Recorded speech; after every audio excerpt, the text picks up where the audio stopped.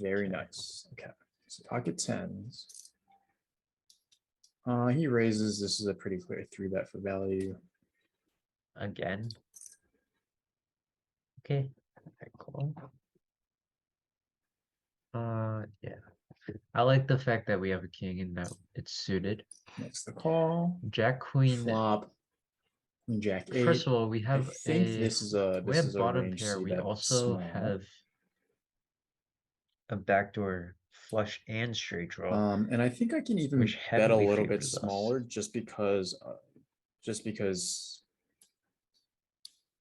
his stack is so, he's sitting at 60 bigs instead of the usual 100. Yeah, I don't know what should have been done. Although he would have that last started this hand with 70. So we hit a straight on So the river. I think I can bet quarter pot but here. yeah, Just kind of push equity.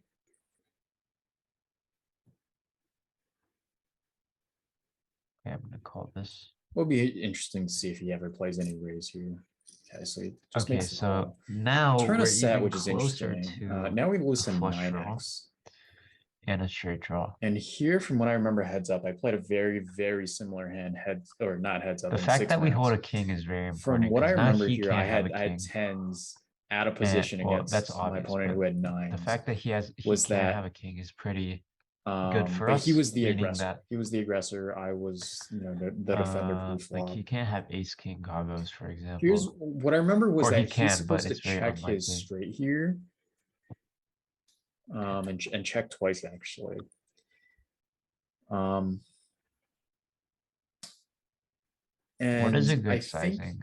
I think half in pot that is situation fine, he was supposed to check nines because we're his range technically was so not betting abundant for with value. It's like a ace semi king. bluff, but we have like um, a ton of outs here.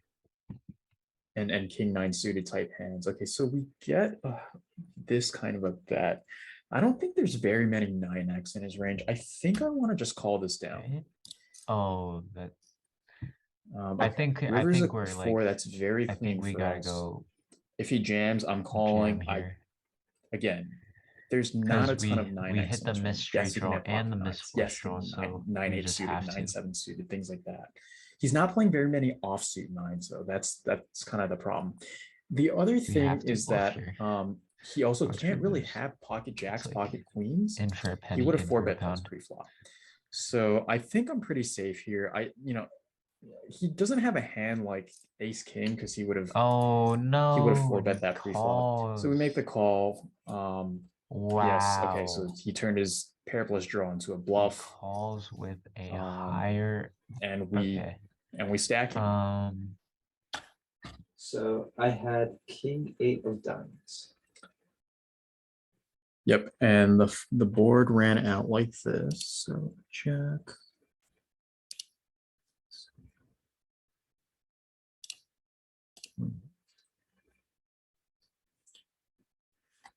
All right, so here the flop came and unfortunately contained 2 overcards to my tens.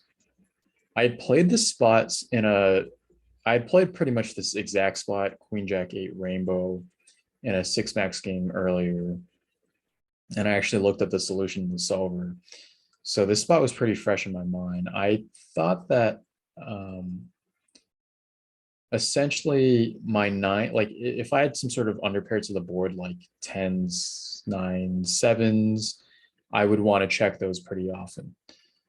And I think in 6-max, it was like a pure check under the gun versus button. And like if you're the button holding, 10s or 9s, you want a pure check. Here, looking at the solver output, 10s are checking most of the time. 9s are checking most of the time. Even if you have a set, right? Like you're checking most of the time because you have the board crushed. 7s, 6s, 5s, 4s, and then 3s are basically low enough to turn into a bluff. So that's what the solver starts doing. And so I checked. You had king 8 of diamonds, bottom pair. Thoughts? Yeah. So I thought this, obviously, with the 2 broadways on the flop, this definitely favored your range. I thought. because you were the aggressor and you three bet. So not surprised that you bet 2.5 into the pot. And then I called because I Oh, have- wait, no, I did bet. Okay. So I guess, yeah, so I guess I committed an error there, which is that I bet quarter pot. I thought maybe the board was good for me or something like that. I thought it was two. Yeah, I guess, most of the time I'm supposed to check there. Really? Yeah, you can see essentially there's two overcards on the board, so betting doesn't accomplish a ton. But I do have the range advantage, so my range does quite a bit of betting here.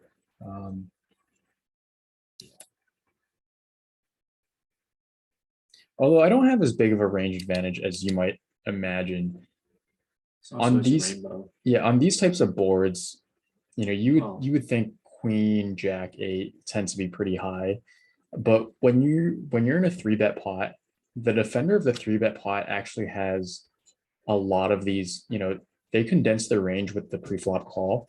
They actually have a lot of these kind of medium ranked cards, right? They have a lot of cards kind of 8 through Jack. And so this board, in a single raise pot, it would still favor the aggressor. In a 3-bet pot, it's a little bit more neutral, right? If the board was ace king 8, that would heavily favor the aggressor. But Yeah. here, Queen Jack 8 3-bet pot, it's actually somewhat neutralizing, and you have to realize that the ranges are a little bit different in 3-bet pots, and so this is not so bad for the defender. In fact, there's actually some favorable qualities as just straight out there that the queen and the jack are like very good cards for your range, as is the 8. Yep. So you had bottom pair plus a backdoor flush draw. Were you ever considering raise on this type of texture? No, Yeah. I don't think so. Yeah, I don't think that would make sense, right? Like why force me to only continue with better hands and Yeah. potentially ruin your backdoor diamond equity. So doesn't raise ever. That, in my opinion, would be a big mistake. You can see the big EV difference between call and raise here, right? Mhm. Not that it would be an easy mistake to make. And if I raise, like only better is calling, right? Yeah, exactly. Like I could, if I have 10-9 or something like that, then I re-raise you, and then you're forced to fold. Also, you're getting some better to fold, maybe. It's very hard to get a jack to fold because all the jacks that I would be 3-betting you with here are going to be Oh, they're like jack. set to, like, I'm never folding a queen, first of all.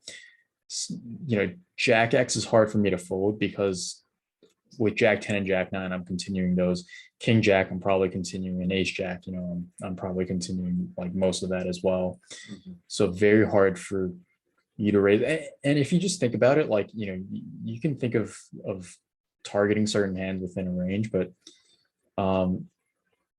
that you're sort of missing the forest for the trees if you do that. And the vast majority of my range on this board is going to have some sort of connectivity, right? Some draw or whatnot, at the very least. Like I said, the underpairs all want to check. So when I bet, like my hands all have some sort of equity related to this board.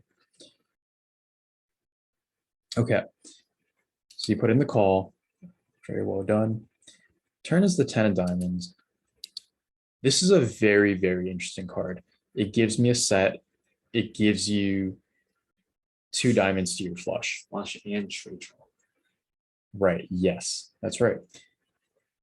And so here, this is an incredibly interesting spot. I think, it was the last hand of the night, and it was also the most interesting spot that we played. I played a check here, and then you bet 7.5 into the pot of, I believe it was I believe it was 15 at that point. So you bet half pot. Yeah. So first, with my check, I just figured a lot of times I do have the best hand here. Yes, you have some 9x. You do have Jack 9, Queen 9. Sometimes you flop the straight with 10-9, but of course I double block that, right? And now the board blocks that even further. You have some 9-8, you have some 9-7 or something like that that can call King 9, Ace 9. Those hands are all very possible within your range. I would say that with this 10, the good thing is you can't have Ace King, and so that's 16 combos of straights that you don't have. Further, if you would have 3-bet jacks or queens pre-flop, if you would have 4-bet pre-flop instead of call, then you could get credit for jacks or queens. But because you just flatted, jacks and queens are not within your range. So the only thing here I'm worried about are 9x. And so here I check, and I'm actually pretty sure most of the time here I've got the best hand. I think I could have value bet my hand. Like I could have gotten a hand like king, queen's a call, but I figured that I needed to check so that essentially I'm not so imbalanced when I bet this, because if I'm betting with tens, right? Like if I'm betting as high as set on this turn, then essentially my checks will not be able to support the vast amount of Queen X, Jack X that just wants to get the showdown. So I need to be checking some sets here is what was my thinking. And if you look at what the solver is doing, it's actually betting set at a very high frequency, but it is checking some. So it is checking some Jack X, pocket jacks, pocket queens, tens at a lower frequency because it can still get value from Queen X and Jack X, right? Whereas if for you, if I have pocket queens or jacks, then I kind of crush the board, and I can get value from fewer hands. So you had king 8 of diamonds. Why did you bet this turn? And let's roll it back. Let's not even get the output yet. I just thought that this was a typical spot where you have the flush draw, you have the straight draw, and so you do a semi bluff. But in retrospect, I think it's king 8 with the bottom pair, it's a medium strength hand, so I shouldn't be betting, right? Yeah, and it's actually very important to check a hand like king 8 of diamonds here, where you're open-ended, you have a flush draw, and you have a pair on the board. The problem is here, a lot of my hands that can check, can also check raise. So, Right. some maybe not a lot, but some of my hands here that I check are going to be checking with the intention of check raising and getting all the money in. Ace King, I'm probably going to do that. Pocket jacks, pocket queens, those hands can definitely do that. They can also play some check call, but essentially when you bet with a hand like king 8 of diamonds on the turn, you expose yourself to making a polarization error where you have this medium strength hand. And yes, like having all these draws looks fantastic for you, but in reality, you don't have that much equity against me if I, for instance, decide to check raise you. Like if I check raise you, all of a sudden you're in a very bad spot. Right. You don't have, you don't have sort of the required equity to. I mean, you probably do, but like it reduces the EV of your hand if you get check raised on the turn there. So if you get check raise jammed on the turn, you'll probably have to call, but you'll be very unhappy about it because essentially you'd be close. It would be very close between calling and folding. Betting half pot doesn't really accomplish the task of folding very many better hands, right? Like I have some Jack X that probably want to fold there, but other than that, king 8 of diamonds should probably be a check is my thinking. If I didn't have the pair of eights, Okay, should so I am completely wrong. King 8 of diamonds is a pure bet.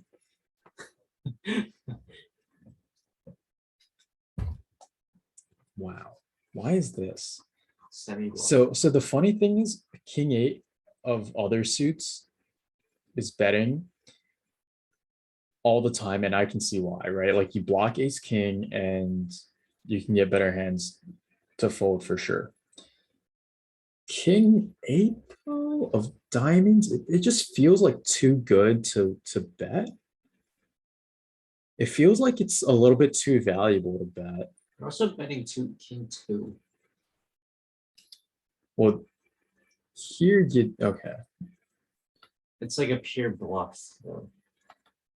Yeah, I guess it's saying king eight is a bluff. That's Maybe I how have read this it. spot all wrong.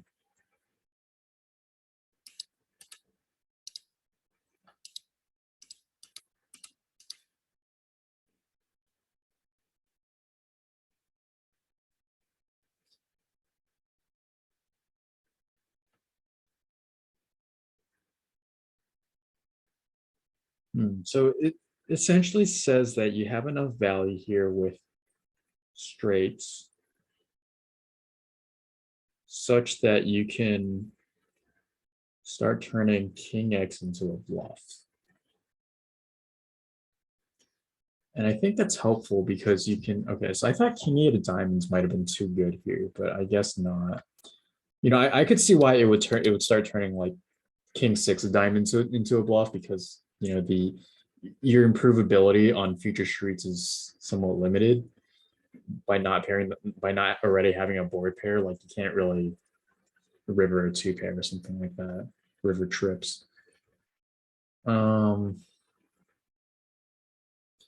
Yeah, I would think, okay, so if I think about the range, okay, so these hands all have pairs, these hands all have pairs. So maybe naturally the worst pairs that you have to start betting are the oh, so your natural bluffs are now going to be king X. And it's not pulling these hands to bluff, even though it is doing it at some frequency, but it's pulling the king X hands more often to bluff because you have a ace king blocker.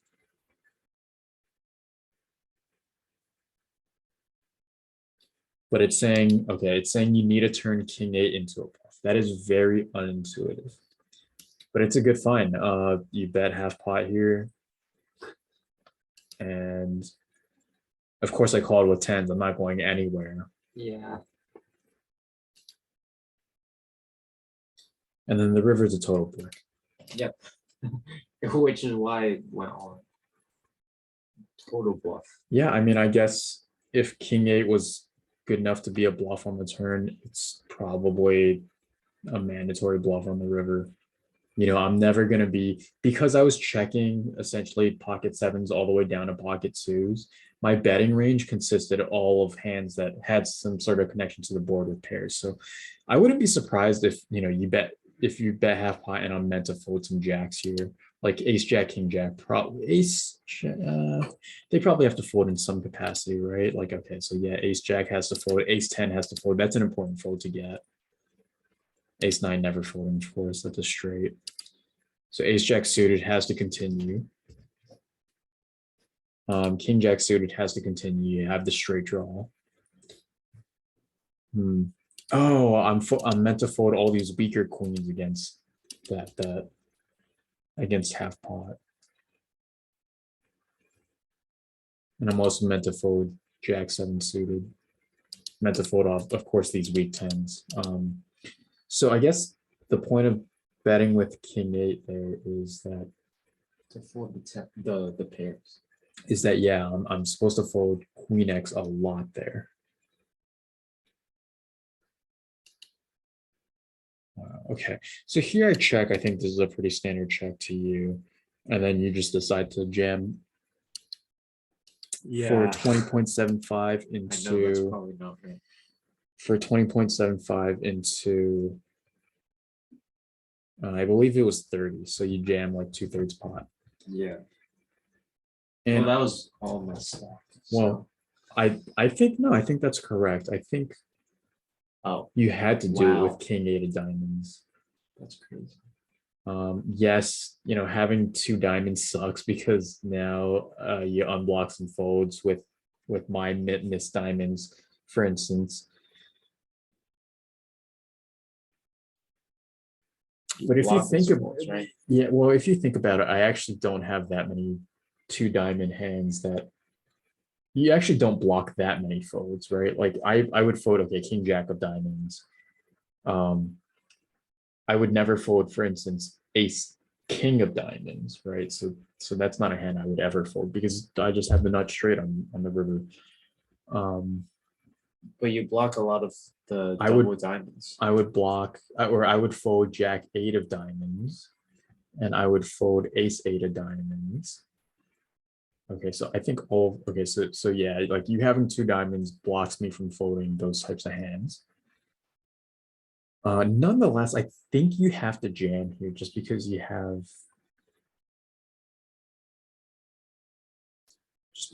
enough. I think even pocket eights, like if you have a set here with pocket eights, like that has to check back. I think pocket eights represents like medium strength showdown because of all of the hands I could have here. I could have straight, I could have like three different types of sets for like 9 combos. I could have some 9x. You have to check pocket eights here if you have it. And actually, I would think that you'd have to check pocket eights on the turn too. Okay, so pocket eights is betting, but I would guess pocket eights is a check on the river, and you have to jam king eight. Oh, So yeah, it's saying you have to jam king eight on the river. This is sort of the GTO play, Oh, and then pocket eights are checking, like I said. so what are your value hands here? That balance out your bluffing range. All your nines, right? Oh. You don't have a shortage of nines here. King 9. Yeah. And Wow. then here you just jam river with like if you have a set, you actually just check for the showdown value, fours, eights check. If you don't, you just jam your pocket pairs. Wow. This is another interesting spot, That's really cool. right?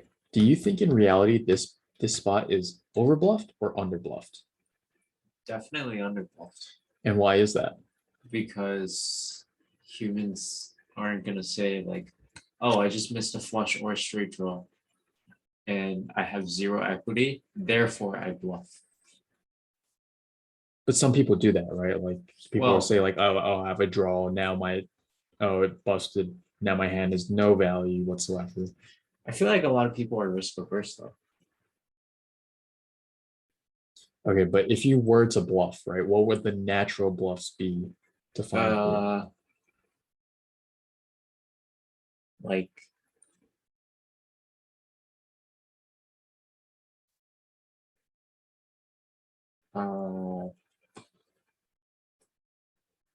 well, there's flush draws. Yeah, like some sort of misdraw here, right? But the thing is, if you look at the way people actually play, they will not find jamming, any sort of pair here as a bluff, right? So they will not find, king eight of diamonds jamming here as a bluff like you did. Obviously, that's, congratulations. That's a fantastic play. I think you have to make that play all the time. They will not find like king 10 offsuit jamming. Some people might. Some people will say like, oh, some people are smart to realize that, 10 here has no showdown value, and so now you have to jam otherwise. You have to jam at some frequency, otherwise, you're just giving up EV. You're giving up EV for your 9x hands by not bluffing that. And then, I think that the difficult thing with 3 Broadway boards, especially, and like this is a 4 straight, a 3 Broadway board that is also 4 straight as well, is that they have to find some ridiculous bluffs like pocket 7, 6s, 5s, 4s, 3s, and 2s. And if you think about like the amount of times that you go into some sort of home game or something like that, and people are able to like flat a 3-bet, right, with these baby pocket pairs, see a flop like this, continue to a flop bet the turn, and then jam the river with some underpair to the board. Yeah, I would never. You would never see that, right? People, people just don't think that these hands are bluffable. But GTO demands that you actually bluff these. And so these spots in reality, you know, three Broadway, 4 straight boards. The typical bluffs that you need to find here in GTO are these under pairs, and it's just not happening enough, right? Wow, So that's very so instructive. so these types of spots are incredibly under bluffed. And we can go over some under bluff, over bluff boards in some future videos. But essentially, you know, just remember, like 3 Broadway, 4 straight, like these types of super drawy, you know, like high connected boards are massively under bluff. So I think we can wrap it there. That was the last hand. You jammed king 8 of diamonds, and naturally, I had to call with tens. Is it even mixing fold here? Wow. So tens is actually a pure fold here. Wow. So I played incorrectly here, not respecting the fact that you have all of these nines here that can jam for valid. That's crazy. So well done. I played the hand wrong, I guess. No, but at the end And, of the day, it and wasn't money. It's funny how in that's a poker, pretty incredible result, right? Yeah. That tens is a pure fold. Jacks, queens is a fold, right? it's funny how in poker you And play incorrectly, but get all the money. As if you actually play it correctly, then you lose. yeah, this In is the so future. this is so counterintuitive. You're meant to fold queens, jacks, and tens is a pure fold, and then you're supposed to call with kings and aces. This is not a linear call spot. This is do you have blockers to this other hand call spot, right? Like, I guess with aces and kings, you're blocking ace 9 and king 9, whereas with queens, they have fewer queen 9. It's just so hard to figure out like why the solver is doing this exactly. But this is an incredible spot. I don't think it's very easy for anybody to play the spot correctly. In reality, if you go all in here as the small blind, do you think this spot is overcalled or overfolded Oh, definitely as the board overfolded. blind? Well, why would it be overfolded? What are your thoughts on that? Because it's such a wet board, right?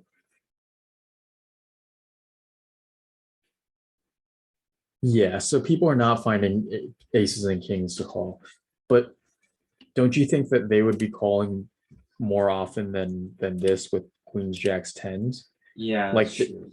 I didn't consider what. Like I Yeah. thought tens is a pure call on this type of board. I guess it's saying that, hey, you need to call all your nines. You do have some smattering of ace king left. And I mean, if you look at it, like even ace queen would prefer to call at some frequency, more so than tens, just because ace queen is blocking ace 9, I guess.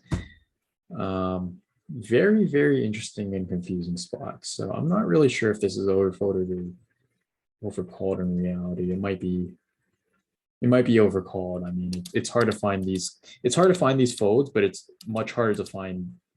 Or it's hard to find these calls, but it's much harder to find these folds. I think people are just calling in the spot, saying you can't have a 9 here very often. You also can't have ace king. Yeah. So I guess.